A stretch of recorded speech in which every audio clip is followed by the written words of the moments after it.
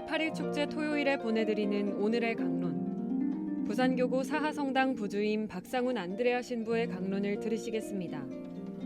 오늘 복음은 마르코복음 16장 9절에서 15절까지의 말씀입니다. 예수님께서는 주간 첫날 새벽에 부활하신 뒤 마리아 막달레나에게 처음으로 나타나셨다. 그는 예수님께서 7 마귀를 쫓아주신 여자였다. 그 여자는 예수님과 함께 지냈던 이들이 슬퍼하며 울고 있는 곳으로 가서 그들에게 이 소식을 전하였다. 그러나 그들은 예수님께서 살아계시며 그 여자에게 나타나셨다는 말이 듣고도 믿지 않았다. 그리 가운데 2 사람이 걸어서 시골로 가고 있을 때 예수님께서 다른 모습으로 그들에게 나타나셨다. 그래서 그들이 돌아가 다른 제자들에게 알렸지만 제자들은 그들의 말도 믿지 않았다. 마침내 11 제자가 식탁에 앉아 있을 때에 예수님께서 나타나셨다. 그리고 그들의 불신과 왕과 마음에 꾸짖으셨다. 되살아난 당신의 본 이들의 말을 그들이 믿지 않았기 때문이다. 예수님께서는 이어서 그들에게 이르셨다. 너희는 온 세상에 가서 모든 피조물에게 복음을 선포하여라. 오늘 복음 말씀은 제자들이 예수님의 부활을 쉽게 믿지 않았음을 전해줍니다. 제자들은 마리아 막달레나에게 부활하신 주님에 대한 말을 들었지만 그들은 믿지 않았습니다. 엠마오로 가는 길에 부활하신 예수님을 만난 2 제자의 말도 제대로 받아들이지 않았던 것이었습니다. 그래서 예수님께서는 식탁에 앉아있는 11 제자에게 나타나셔서 먼저 그들의 불신과 완고한 마음에 꾸짖으십니다. 그리고 이어서 너희는 온 세상에 가서 모든 피조물에게 복음을 선포하여라 하고 말씀하시며 선교 사명을 제자들에게 내리십니다. 갈릴리아에서 하느님의 복음을 선포하셨던 예수님의 뒤를 이어 제자들 또한 온 세상의 모든 피조물에게 기쁜 소식을 선포하는 사명을 가지게 된 것입니다. 즉 오늘 말씀은 우리 모두에게도 주님 부활에 대한 믿음과 복음 선포를 전해줍니다. 우리들은 믿음에 대한 질문으로 다시금 나는 예수님의 부활을 진정 믿고 있는가? 라고 물어보아야 합니다. 그리고 이어서 복음 선포에 대한 질문으로 나는 예수님의 부활을 어떻게 믿고 있는가? 라고 다시 물어봐야 되겠습니다.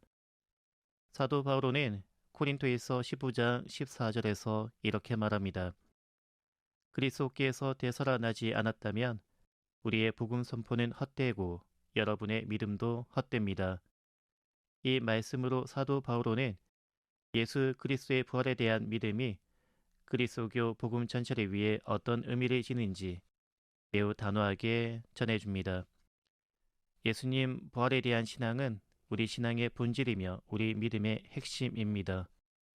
신약 성경 전체를 통틀어 볼 때 믿음은 복음에 대한 인간의 가장 근본적이고 결정적인 응답입니다. 예수님께서는 사람들이 믿음으로 이끌고자 복음을 선포하셨습니다. 때가 차서 하느님의 나라가 가까이 왔다. 회개하고 복음을 믿어라. 복음의 믿음을 불러일으킵니다.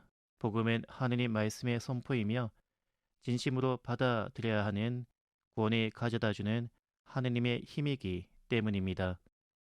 복음에는 다음과 같은 본질적인 내용도 있습니다.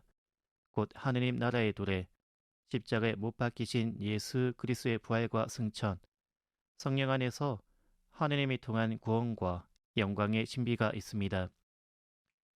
또한 복음의 주체는 바로 예수님이십니다.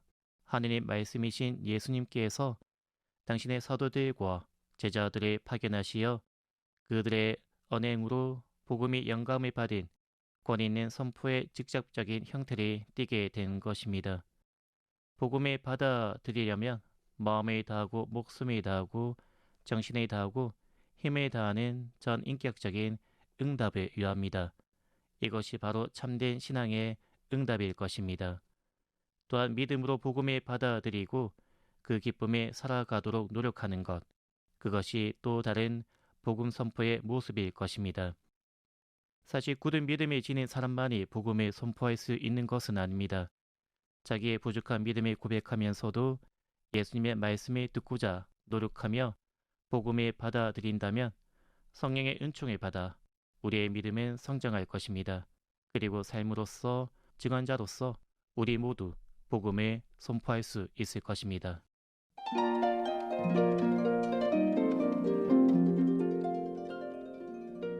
지금까지 부산교구 사하성당 부주임 박상훈 안드레아 신부의 강론을 들으셨습니다. 오늘의 강론은 공인회계사 임만석 바오로 형제님과 함께합니다.